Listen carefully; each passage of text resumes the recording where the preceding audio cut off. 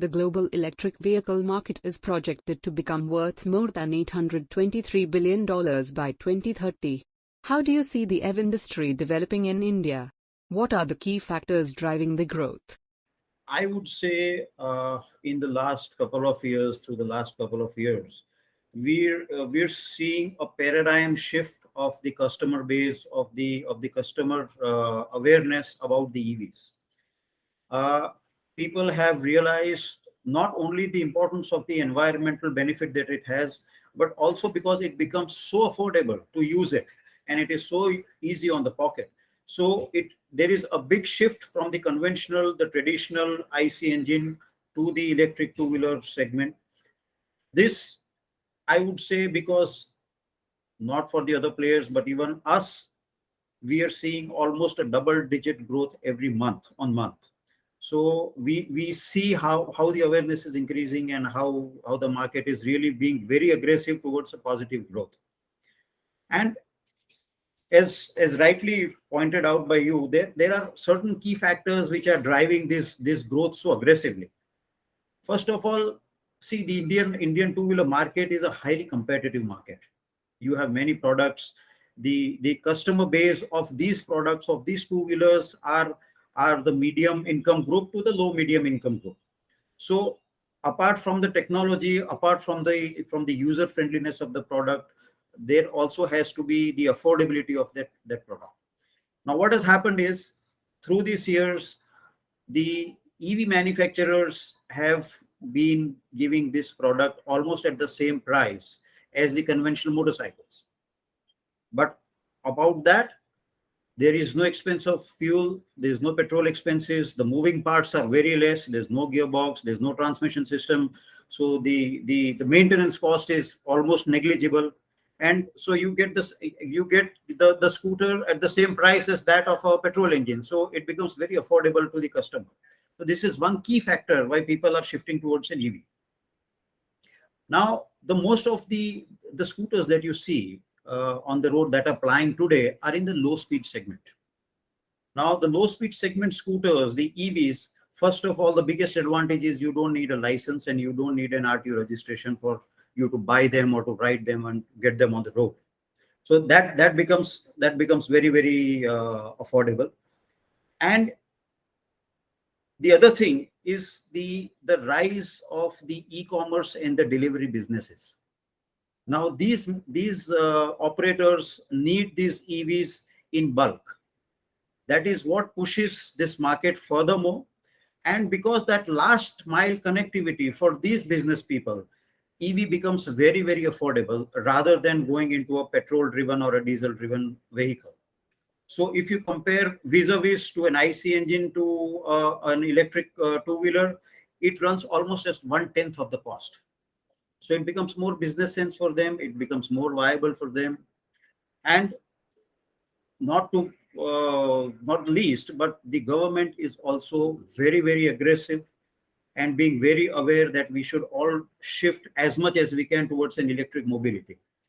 So the new schemes, the awareness of the government that they're going through the entire paradigm shift of the changes, and the PIL schemes and the FAME schemes, these further push these sales, and therefore I think these are the key factors, and that is why we are seeing this humongous growth in the EV manufacturing. A government-constituted probe committee on electric vehicle fires has found issues with battery cells design in nearly all of the electric two-wheeler fire incidents in the country. How are the EV manufacturers working to mitigate the critical incidents like EV fire?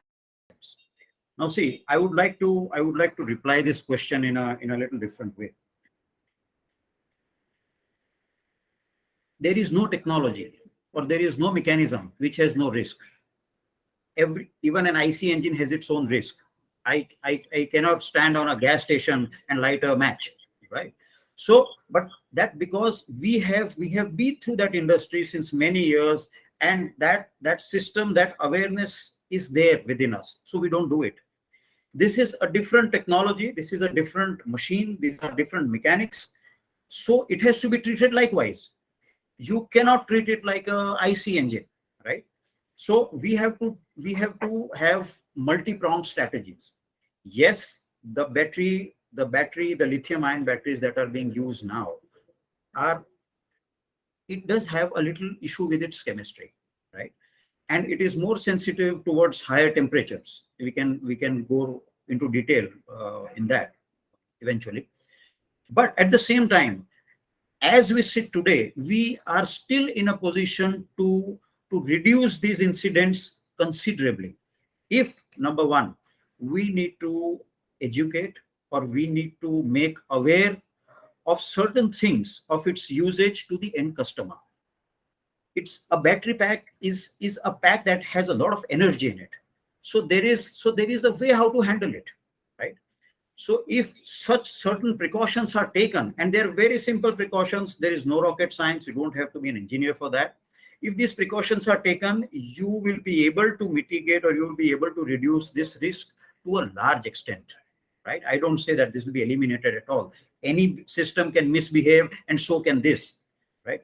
So it is, and that is what we are doing. We are giving a standard operating procedure, a handling manual to our dealers, and we make sure that as a company, as a responsible company, as our responsibility towards our customers, when the dealers deliver these scooters to the customer, they ensure that these customers read this, they understand this, and if there are any questions, they are free to ask to the dealer, or they can call here. But if this is followed everywhere through the entire industry, and if the customer is aware how to handle a battery pack, when to charge a vehicle, when not to charge a vehicle, what are the symptoms that show that there is some abnormality, I think all these incidents can be reduced to a certain extent. That's what I feel. So that is one part of it. Secondly, the fire incidents of the battery. Yes, the battery is a little, this chemistry, the lithium ion chemistry especially, is sensitive towards high temperatures. So one is either to keep it away from a high temperature. Secondly, to change the chemistry of the battery. So there are a lot of companies who are working very aggressively towards making these cells more stable, to ensure that these cells can resist or can take a little more temperature than what it is doing now. So they are more into the comfort zone when they're operating, when they're being charged, or when they're being discharged. However, this industry is still in a nascent stage. We are developing it, the technology is being evolved, and this is a learning curve that we are going through. But rest assured, this will be taken care of very soon. And we as Wardwizard are aggressively working on it, and we are tying up with some world leaders in this technology to ensure that the battery that goes to the customer is very, very safe. The lithium-ion battery in electric vehicles is built to last till 6 to 7 years, and after that the customer is left with no other choice than to buy a new battery, which costs nearly 3/4 of the whole vehicle cost. How is the industry working to increase battery life while bringing down the cost? The concept of electric motorcycle or a scooter is more about economy. So this part itself is quite substantial. It needs a lot of discussion. It needs a lot of modification in the batteries. And as far as increasing the life of the battery is concerned, at the moment, a lithium-ion battery today would roughly give you between 900 to 1100 charging cycles, right? So that's on an average, if you can see, about 3 years before it drastically decays, or it this thing. Now we are working towards cells, which are different type of cells. Yes, they're lithium ion cells, but again with some enhanced chemistry, some some modifications done into the internal structure of the cell, some modifications done on the electrolyte that is being used, some modifications done on the material and the placement of the separators in the cell, which we think would enhance these charging cycles from 1,000 to around 2,500 to 3,000 cycles. So this almost doubles the life of the battery, and that is what will take care of the issue that you have just that you just mentioned. However, I will say it again, it is under development.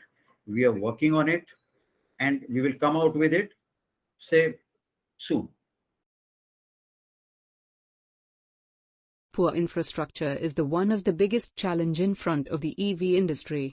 How can this issue be addressed? Charging stations are very few at the moment. The basic infrastructure to charge EVs on the go, on the road, is still missing. But that is again because we are just evolving. The EV industry, especially here in India, is in a very nascent stage. We are maturing as this industry with different technologies, with different chemistry of batteries, with different vehicles, with different infrastructures. However, these infrastructures will also call for certain standardizations where the government bodies as well as all the EV manufacturers will have to come on the table and have a certain understanding of certain standardization of parts, and we should all be on the same page. If we are talking about swappable batteries, if you're talking about on the go charging stations, you need to have standard connectors, you need to have standard plugs, you need to have standard systems where I can drive into any charging station and just plug in my vehicle. So for that, standardization is required, and that can only happen when the government bodies as well as all the manufacturers come together and decide to standardize these key aspects, these key components where the customer or the consumer is very convenient for using these vehicles. So those that efforts have already been initiated. The talks are on the table, but this will take some time till we all decide what parts to be standardized and how they have to be standardized, and after eventually then these will be implemented in all the vehicles that roll out of all the factories. How do you see the EV industry evolving in the future? Needless to mention, it's we are just on the sunrise stage at the moment. There's a very long way to go. The potential is never ending, and we can feel it. Because of the double digit growth that we have month on month, we see the shift of the customer base from an IC engine to the EV based vehicles. And this has to be done if we are conscious to save our environment, and this also becomes very affordable on the pocket. So the potential is huge, and we have just started. As far as innovations in Wardwizard is concerned, we are working on multiple fronts to make these vehicles more robust, suited to the Indian driving conditions. There are many vehicles, there are many other manufacturers today along with us in the country.